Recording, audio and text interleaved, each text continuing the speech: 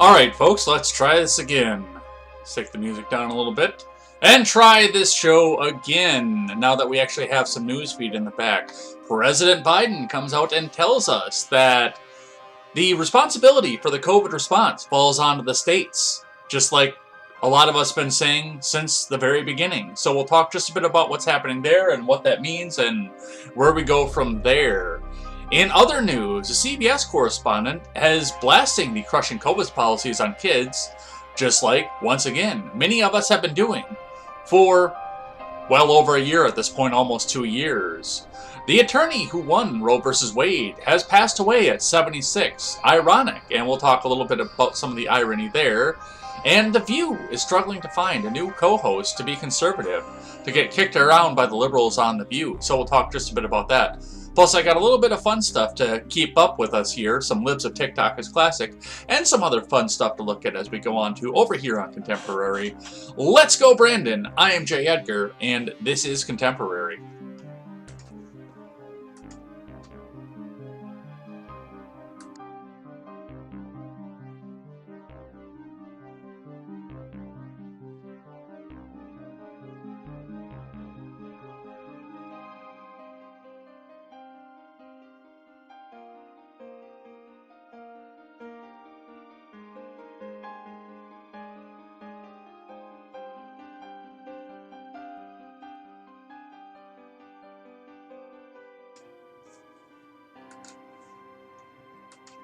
Good morning, folks, ×2. Welcome to Contemporary. So, when on the laptop, and because I haven't had to deal with this for so long with the desktop, on the laptop, if you disconnect the alternate screen and don't close OBS completely out, it doesn't recognize the second screen again when it comes back. So that's what happened, and that's why I had nothing sitting on the background for me. I couldn't bring up my display over there like I usually do off of this. I'm like, we've got video to watch. We can't do this. I mean, I've done the show just basic webcam before, but we can't do that like this. Not the show that you guys expect right now, and I do expect to give you the best show possible with the technology that we have here. So, and I mean, that's kind of why we were dumping frames yesterday. We're dumping frames now. It's the processor. She's old. She does the job, but she is old. But anyway, we could lament on technology and my inability to use it, especially when I get used to better technology, or we can get on and talk about Contemporary and the news of the day. Excuse me. A little bit of something coming up in the throat here. So anyway, let's get into it here. Let's get started. Before we do get started, before we get into any of this, make sure you guys go head on over and check out TurnSomePagesProductions.com. Hey, look, now there's stuff up behind me. Look at that. Look at some stuff there. Guys, make sure you guys go check out TurnSomePagesProductions.com. We want to build a new website for you guys that's going to be a one-stop shop for all of your news and commentary needs, where we will feature great shows such as The Daily Ignoramus, The Breakdown with Birkenhoff, The R-Rated Conservative, The Freckles and Brick Show, and The Porch Boys. So go and check that out. It is going to be a fantastic time. We do enjoy having all these people out there. I think I'm going to be seeing one of the people who's going to be on there later on today, maybe two. There might be some announcements coming either later on in the week or early next week, so we'll talk a bit about what's going on with that when the time comes and when everything is ready to go. But go check out TurnSomePagesProductions.com. We're also going to bring up some written articles. We're going to do something. It's just going to be a great time. I do enjoy coming out here and bringing you guys the news by the people for the people, and I hope to do that with the new website. All right, let's get into the finance for the morning here. Back her up a little bit, see the filled-in chart already, but the Dow did also have another up day yesterday. 36,302.38 is where the Dow sits at this point here. Not at a record yet, but it's getting close to another record here. The S&P hit a record yesterday, so we'll see what happens with that. But we'll see where it goes and what happens here, especially now that the blame game is being shifted as well. I think that might be a little bit of a weight on there. But, you know, Elon coming off and saying that he's not going to sell off any more of his personal Tesla stock is going to be another buoy to bring that back up. So we'll see what happens and we'll see where that goes. Looking in at your Bitcoin, the Bitcoin is at 49,122 US dollars and 50 US cents. That is a significant drop, a 3% drop yesterday. Down 1595 US dollars and 20 US cents. So I'm thinking there might still be a little bit of a sell-off coming off of the holidays here. We will see what happens with the Bitcoin and where that goes. And we'll see what happens coming into the new year because of that as well. That's actually going to be a fun one to sit back and watch and see where this goes throughout the year, especially if they're going to try to cram through and ram through the infrastructure package once again. So we will see what happens with that. All right, let's look in at the metal prices. No, we're not going to sign up for the price alerts, but let's look at this. Copper is up on the average, steel is down on the average, and aluminum is down on the average. Looking at the individual plays, bare wire, copper tubing, flashing copper. It looks like all of your copper plays are sitting up right now, except for brass shells. Brass shells are down, which is a little surprising since I went to an indoor range for, I think, the first time yesterday. I've done outdoor ranges. I've done those all my life, but I did an indoor range yesterday for the first time, and you know, looked at some of the mass amount of shells that were on the floor or something like that. That was pretty amazing. Thank you, Mr. Zed, for that. That was a lot of fun. So, but still, there's probably a surplus of brass shells right now. It sounds like a lot of people are giving their kids the gift of taking them out and shooting guns. Well, maybe at least where I am. I don't know if that's nationwide. I'm sure in downtown Los Angeles or San Francisco or something, they're not doing that. But around here, they definitely are. Looking at your other plays, light iron is down, number one steel is down. Cast iron and rotors are both up, a complete car is down. Shreddable steel is down, stainless is up. On aluminum, siding is down, aluminum copper pin is up, radiators are down, cans are down, sheet aluminum is down, rims are up. On your other plays, electric motors are down, ballasts are down, lead is down. Car and truck batteries are coming up. All of your catalytic converters are up, but do not crawl under a Prius to go and get it if it's not yours, because you might die. Compressors are down, alternators are down, carbide is down. On your chip plays, hard drives and motherboards are both down, but power supplies and low-grade boards are up. Plus, your PC tower is also up as well. So that's what we see coming in off the metal. Let's see what IBD has to say for the morning. It's thinking. Give it a second. Come on, old girl. We did this for over a year before together. You can do it still. From Investors Business Daily, Dow Jones Futures rally. Tesla hits new buy point. 5 top stocks to buy and watch. From Scott Latonin. Dow Futures rallied 80 points Tuesday after the stock market rally hit new highs on Monday. Tesla stock briefly topped an early buy point, while leading growth stocks, Applied Materials, ArcBest, and Fortinet, broke out past new entries. On Monday, the Dow Jones Industrial Average advanced 1%, the S&P 500 and NASDAQ climbed 1.4% apiece.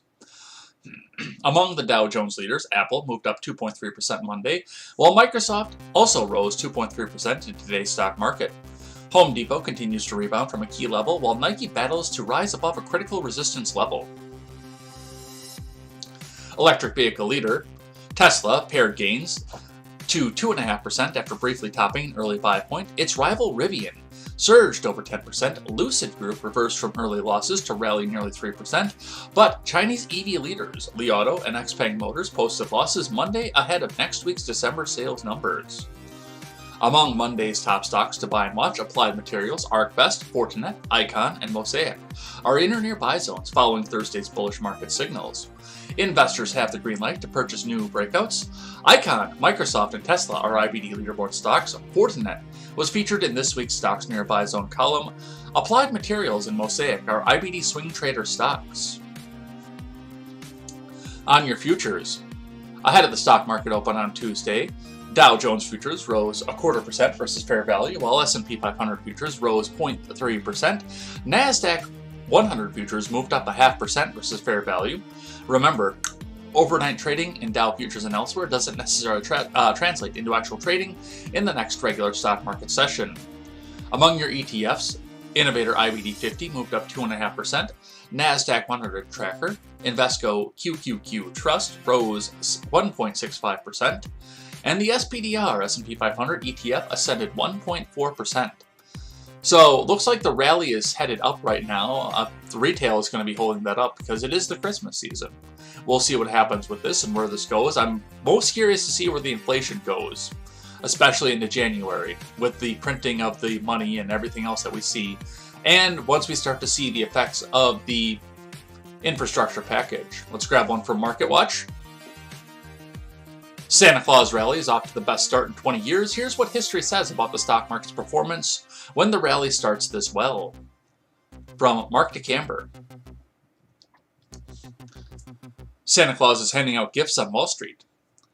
The so-called Santa Claus rally that tends to materialize in the U.S. stock market in the final week of December and the first two trading sessions of the new year is off to the best start since 2000 to 2001, when the market gained 5.7% over the period, according to the Dow Jones market data.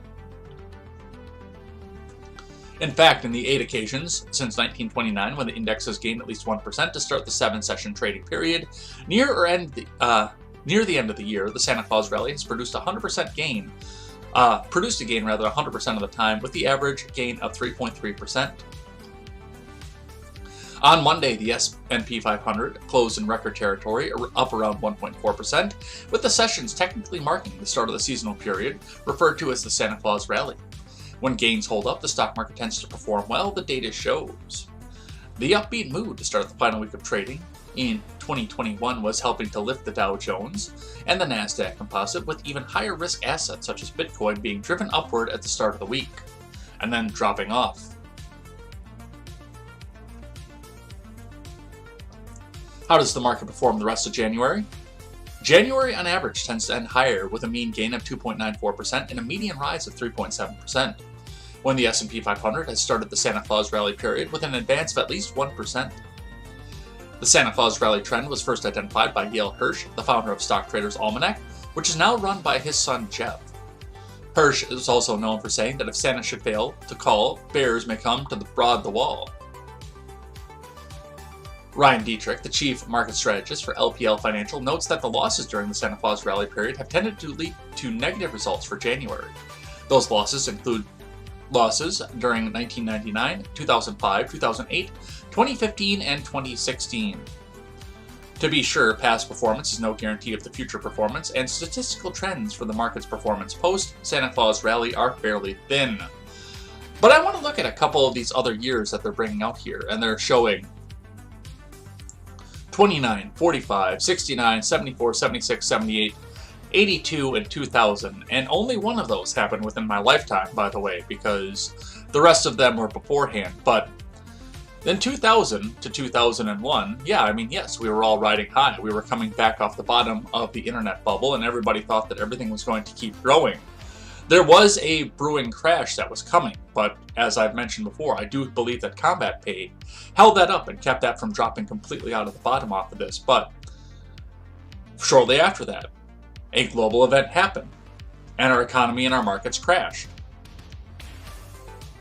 And that's the last time we've seen something to run on that size. But, looking at the other years that it brought out, 99, 05, 2008, 2015, and 2016, of course, we're going to see losses off of those. These were, the dot-com bubble burst in 99, but we were able to come back and swing back from it. 05, 08, bottom times, of course. 05 was kind of a, they were crawling up from the bottom of markets on pretty much all the years that we saw here. 2015 and 2016 was in the last gasps of the Great Recession that we just saw. So, I don't know.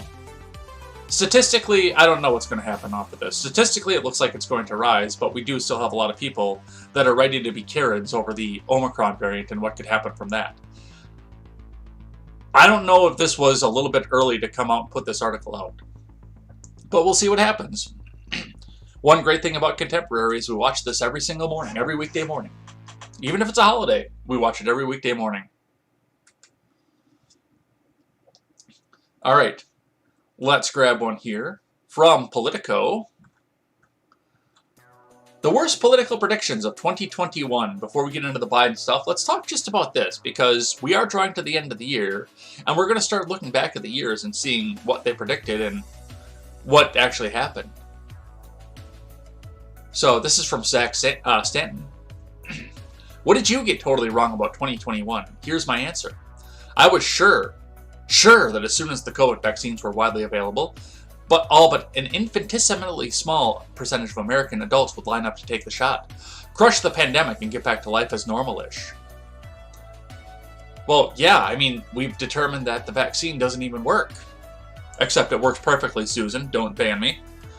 But we've determined at this point that, I mean, you still get the disease. You can still spread the disease. And you can still be hospitalized by the disease. Not only that, but they did so much. Win the lottery, get the incentive, get the new pickup, or get the jab or lose your job.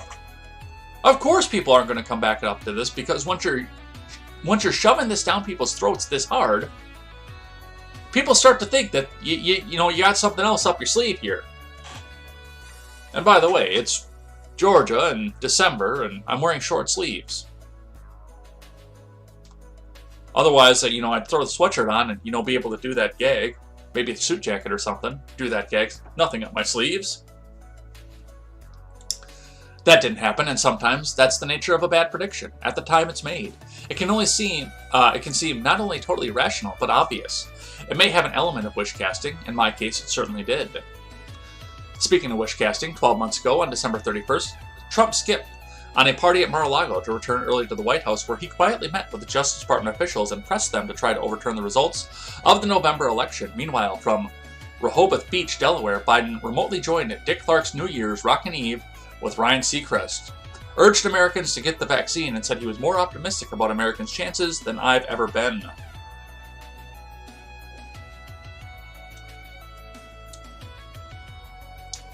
As predictions go, you could do worse in forecasting the issues that define this year than what those two men were focused on, attempting to overthrow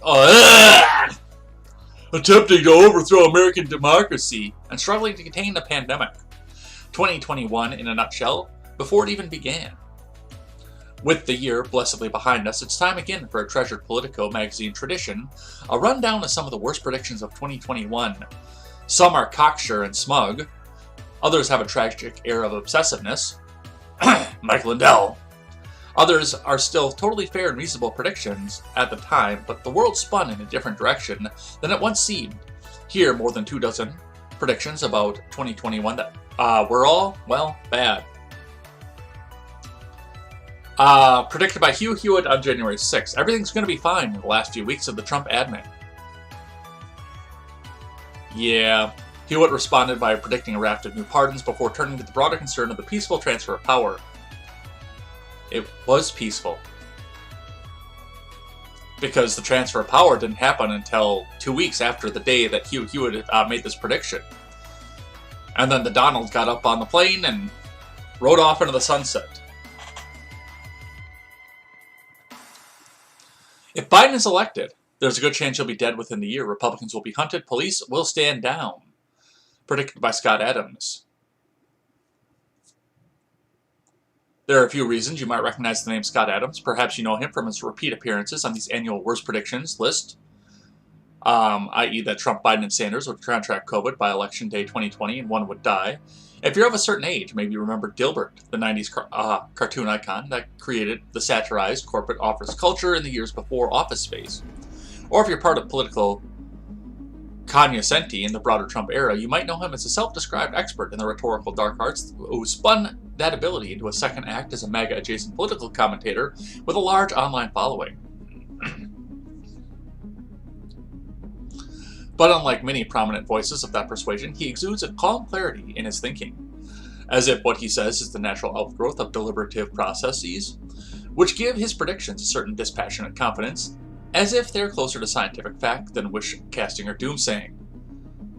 All that to come out and talk about this prediction. For instance, on July 1st, 2020, Adams made this prediction about American life in 2021 with Biden in the White House. If Biden is elected, there's a good chance you'll be dead within the year. You think that he was talking about, say, the potential mismanagement of the pandemic or some natural disaster. Adams clarified what he meant in the further 2 tweets. Republicans will be hunted. Police will stand down. Well, it would be the police hunting, so you could see where that might be bullshit to begin with. Yeah, I will call that a wash, but I don't think this is going as badly as Zach here thinks it is. In protesting the end of eviction ban, Cori Bush's antics generate publicity, but they won't change political reality. Really? Because I'm pretty sure the eviction ban is over. Bush staged a sleep-in on the steps of the Capitol to protest the lapse of the eviction ban. Her hometown, St. Louis Dispatch, published an editorial that reads like a pat on the head of the freshman Missouri Congresswoman and Liberal Squad member. Bush clearly misunderstands the complicated process required to restore the moratorium, they wrote. As with many progressive ideals, righteous-sounding aspirations never seem to take into account political reality. Bush tweeted a demand that President Biden extend the moratorium and that Pelosi and Schumer force legislative action.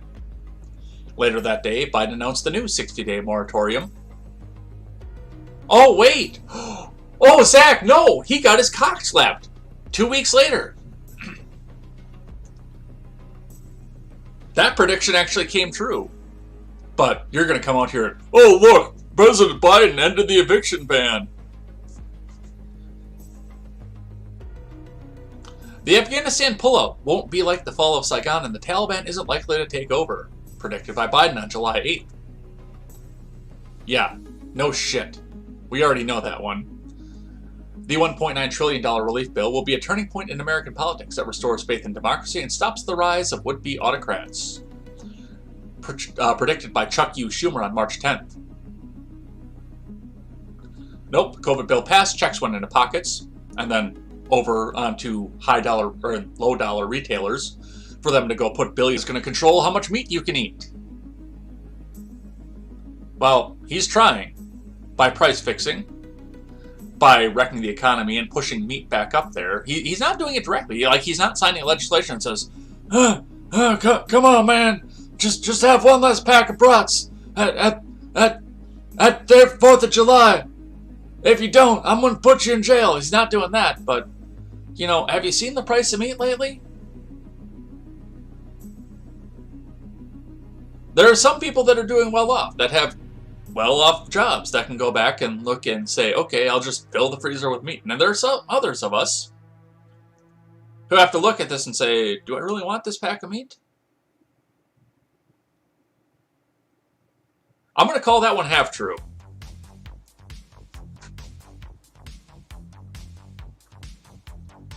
Trump will be reinstated as president after the Supreme Court somehow overturns the 2020 election. Predicted by Mike Lindell many times. Yeah, anybody with a semblance of common sense knew that that wasn't going to happen. McAuliffe will be re-elected governor of Virginia. Yeah, we all knew that was there. We all knew that one was coming. I actually did think that he was going to be honk-honked in, but they couldn't pull enough honk-honk. Post-January 6th, Trump is effectively tarnished for all time and incapable of running in 2024. And it won't be possible for Trump to come back, and Trump is never coming back. Apparently, fomenting a violent uprising against the government isn't a deal breaker.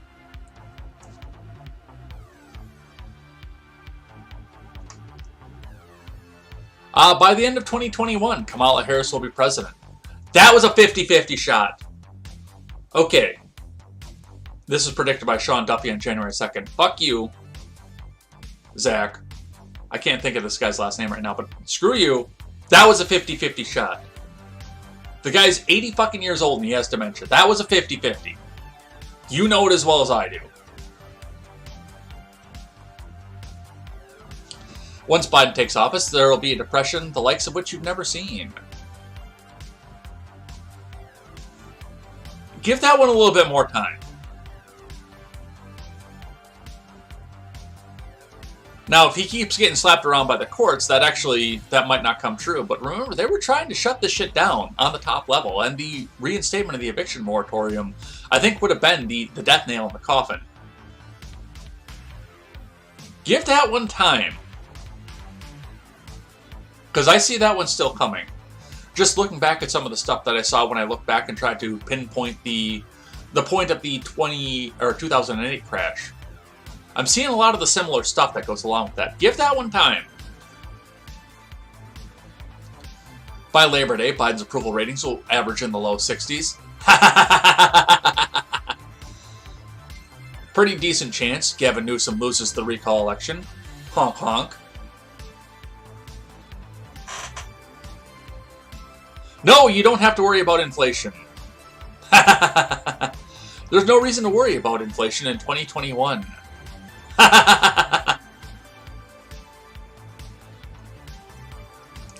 Protests against CRT at Loudoun County School Board meetings weren't an indication that the GOP might win the Virginia gubernatorial race.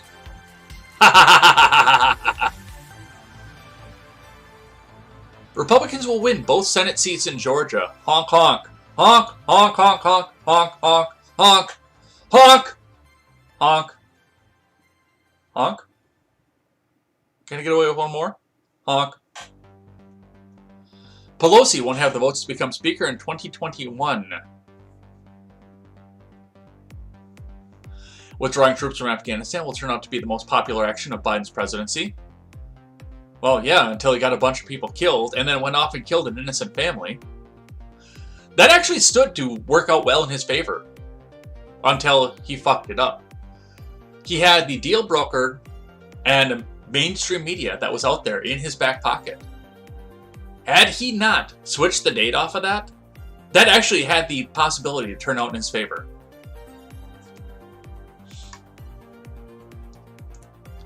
If Dems win in Georgia, it's a guarantee of socialism, amnesty for undocumented immigrants, statehood for Puerto Rico and Washington, D.C., and so on and so forth. And yeah, thank God for Manchin for that, because that was a legitimate concern.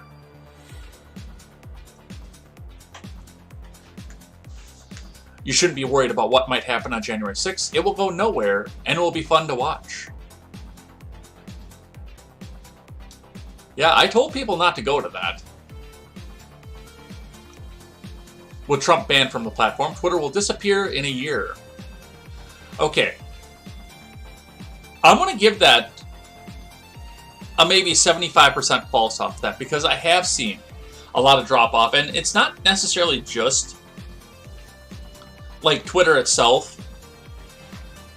but I've noticed people are going out to the other platforms off of this, and you know, now they're throwing the ban hammer around at people that didn't even do a goddamn thing wrong. Trump will resign, and President Mike Pence will pardon him. For what? There was the indictment, there was the impeachment, but for what? There's no reason to pardon him. Joe Biden will move to alter the U.S. Supreme Court. He did. Fuck you. He did. He made the committee. I cannot think of the name of the committee either, but he made the committee. And then they told him, hey, no, maybe don't do this. This might not turn out the way that you want it to turn out.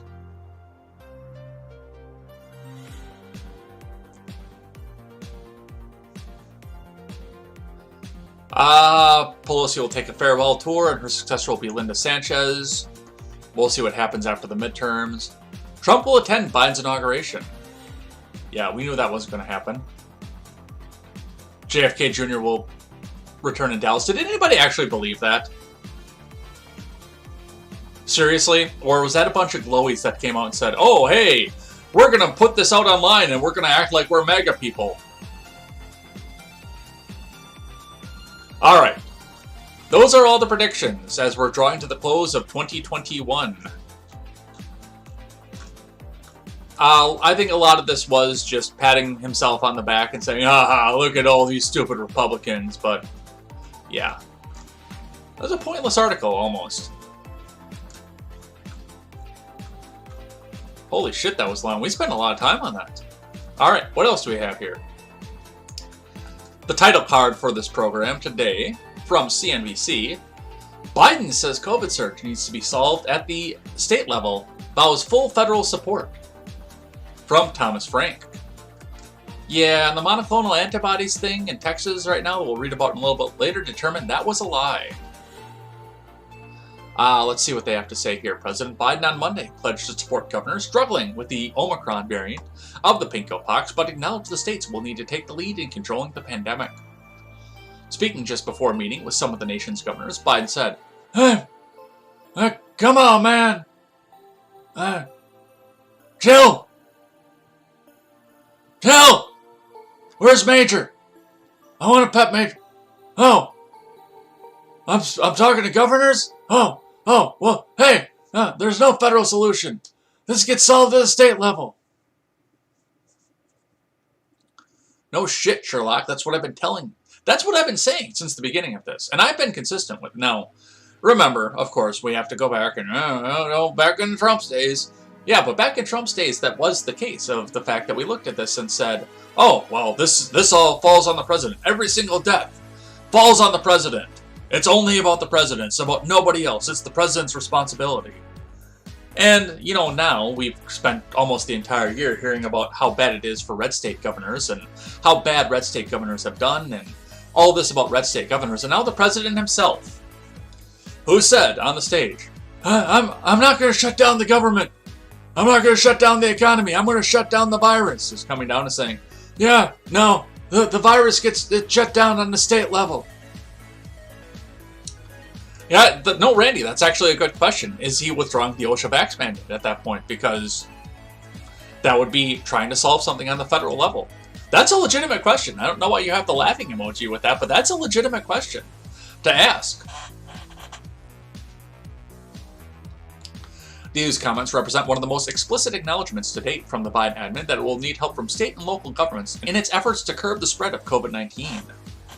The president may be concerned that the federal initiatives to contain the virus can't be effective without the state's help. It's him looking back and realizing that you still have record hospitalizations, and I'll address that in just a second, so let's put a pin in that, and let's talk about that in just a second, but you still have record hospitalizations, you still have the death counts coming up, including CNN putting the death ticker back up, at least temporarily.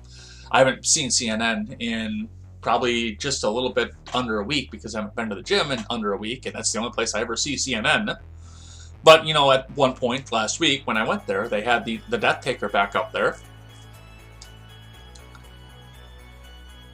And this isn't going away. You had another variant come back out here. So now it's time, especially coming into midterms, to come back and save face with the Democrat Party and say, oh, no, this isn't about me and this isn't about what we did in Congress. So vote for more Democrats in Congress so we can shut this down. But the real fault is all those evil red state governors. And you need to come back and blame them, okay? Because it's not me, man. Come on, man. But I want to put a pin in what we talked about just a second ago with the record hospitalizations. I was listening to the Hexenhammer on the way down here. And he pointed out something a little bit mysterious because there's the hospital in his hometown, Rutland, Virginia, has shut down its COVID or its emergency room wing. Like, if you're going to get into the ER at this point, you have to be taken in an ambulance. They can't do a walk-in ER visit for anything else like that. You have to be like dying and it's not because hospitals are overloaded by people, the unvaccinated, the people on the ventilators and everything like they keep trying to tell you. It is the fact that even the vaccinated people, because the PCR test, and this is the Biden admin coming out and buying all these massive swaths. What is it, 50 million tests they're going to go back and send out? 100 million tests, something stupid like that. These millions of tests that they're going to send out and people are going to take twice a week. And if they get the positive, even if they're asymptomatic, they're going to see that positive line and they're like, oh, what are we doing? What's going to happen? I have to go to the hospital.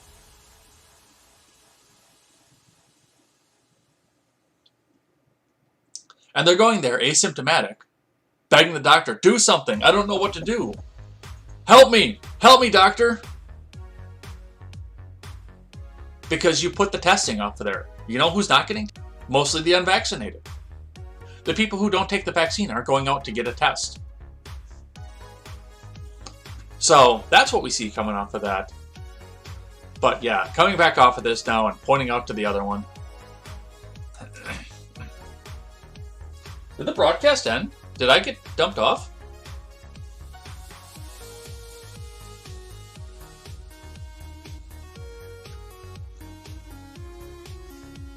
Let me go look at some monitors here. Oh, I'm showing still on the original. Interesting. All right. Let's grab this one here from Fox News. Biden says states bear responsibility for COVID resolution. The 5 reacts. From Hannah Grossman. The 5 panel reacted Monday to President Biden's call with governors in which he tried to ricochet some responsibility for the pinko pox of the states. Tyrus Murdoch said this entire administration is that COVID wasn't going anywhere and they were going to be prepared. And once again, it was fantasy world. The woke administration, they're not prepared. On the Monday call, Biden said the federal response is not the key to combating the pinko pox pandemic, but he said that he requires resolution at the state level. Biden pointed to long lines at testing locations over Christmas weekend. Amid the Omicron surge, he said, seeing how tough it was for some folks to go get the test this weekend shows that we have more work to do. Katie Pavlich says she believed the president was skirting responsibility for the pandemic and resorted to blaming the governors during the call.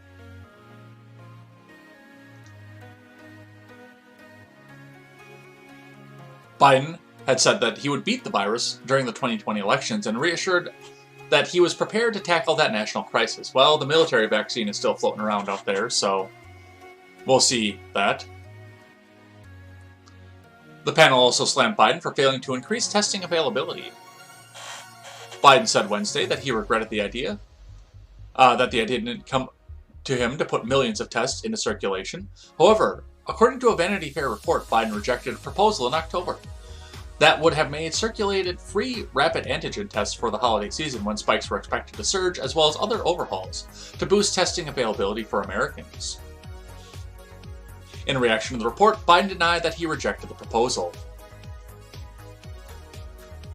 Yeah, no, see, like I say, this is getting to the point now where you're coming into the midterms, you haven't beaten the virus, and now you have to come out and save face because you have Democrat House, Democrat Senate, 50-50 Senate, and Democrat presidency, and you still can't come and get this all done.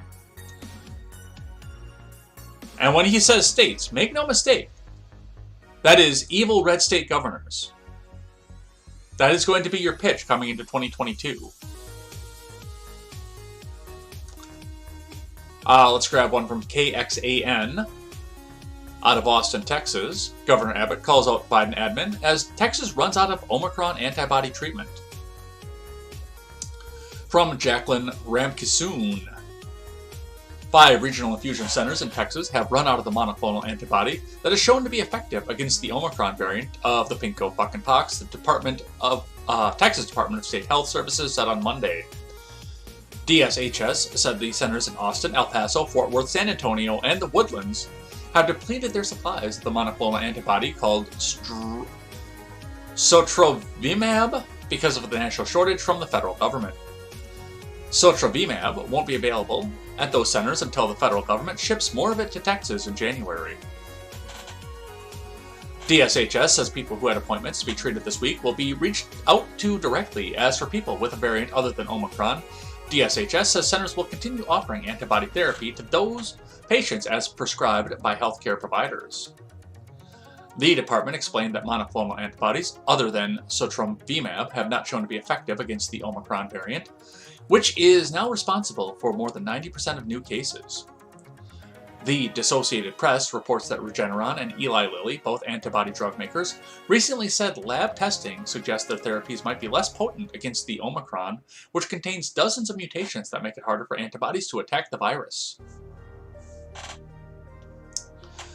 The antibody in the U.S. is putting focus on Sotrovimab is provided by Vir Biotechnology and GlaxoSmithKline, 2 very, very big pharma companies, I might add. The lab study showed it holds up against Omicron, according to the Washington Post, where democracy goes to die in darkness. The Post reported on December 16th, federal health leaders are stockpiling their antibody therapy by deciding to halt every other week shipments to states shortly after Thanksgiving. And that's Abbott's tweet right there. Biden vows full federal support to help states combat COVID, but he's not. Biden is hoarding the antibody therapeutic drug and denying states independent access to that medical treatment. Now he has stopped providing any of that medicine to Texas. Oh, this is going to be an interesting midterm, you guys. And I'm here for it, too. I'm ready to sit down and look at all the stupid throughout the year and say, holy shit, that was stupid.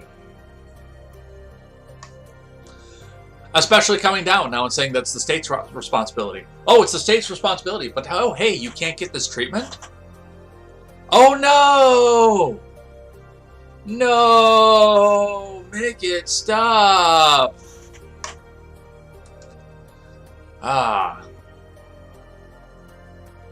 Some more COVID news. Well, not necessarily COVID news, but adjacent to COVID news.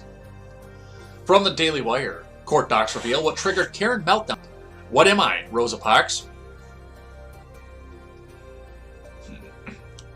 New court documents reveal what triggered a woman to have a public freakout on a Delta flight Christmas holiday that ended up with her being taken into FBI custody. Patricia Cornwall was taken into custody after getting into a physical altercation with an 80-year-old man, referred to in court documents as RSM, late last week. The fight started when she was returning from the bathroom and was held up in the aisle by a beverage cart that was blocking her way back to her seat. Cornwall allegedly asked the flight attendant for help finding her seat, and she was told to find an open seat until the beverage service was complete. The criminal complaint states that Cornwall responded to the flight attendant, "What at his row, and RSM believed that Cornwall's comment was inappropriate. And he responded to Cornwall that she isn't black, this isn't Alabama, and this isn't a bus." Oh. Well, that makes this a little bit more interesting, doesn't it? The criminal complaint further stated, RSM advised Cornwall, then turned her attention towards RSM. RSM stated he told Cornwall to sit down with a closed fist, striking RSM about the head, causing visible injury. Cornwall then spit in RSM's face and bite. The criminal complaint stated that cell phone footage of the incident, which went viral online 113, Section A, Subsection 4, assault that occurred within the special aircraft jurisdiction of the United States, despite the fact that she had hers pulled down.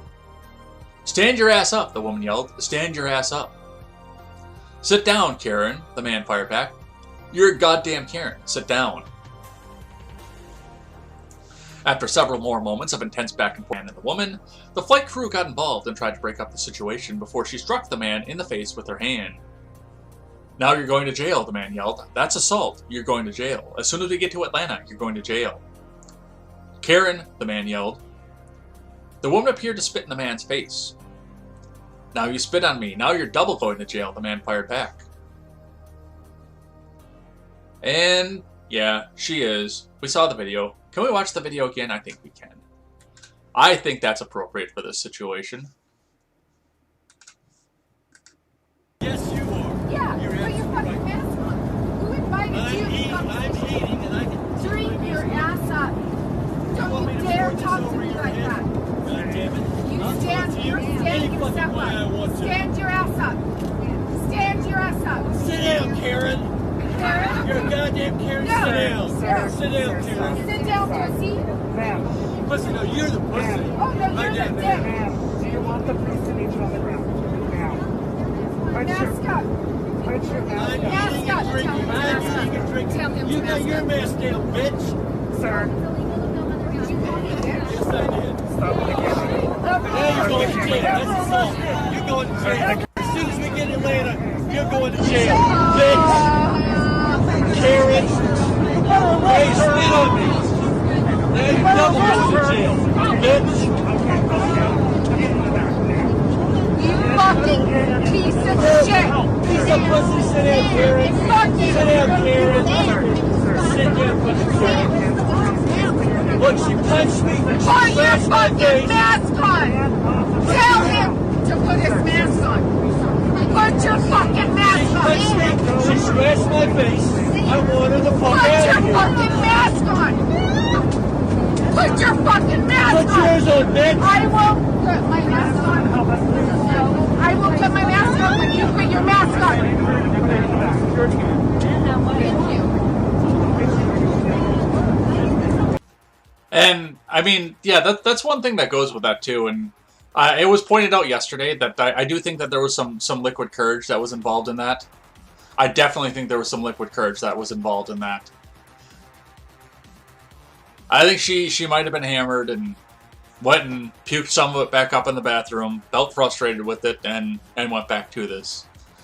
It'd be interesting to see what the court doc said about her blood alcohol content when all that happened. But, yeah, she sounds a little bit, well, I mean, we don't know what she sounds like normally, but, hey, put your mask on, damn it! And the dude, unfortunately, I do have to go against him as well and say, I mean, he was not helping the situation. I understand the need to retaliate when you're lashed out against like that. I understand the need to retaliate off of that. I do.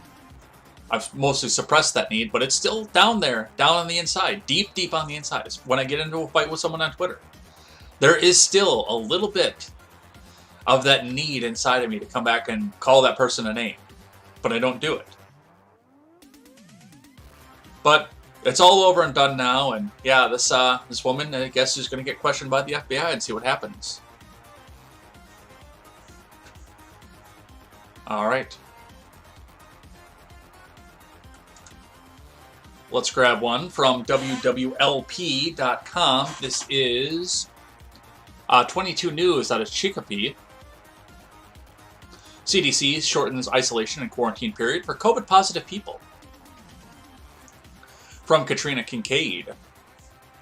Following new research, the CDC have shortened their isolation and quarantine recommendations for people who test positive for the commie coof. Those who are COVID positive but are no longer showing symptoms of the virus can shorten their isolation period from 10 days down to 5 days, followed by another 5 days of strict mask wearing around others.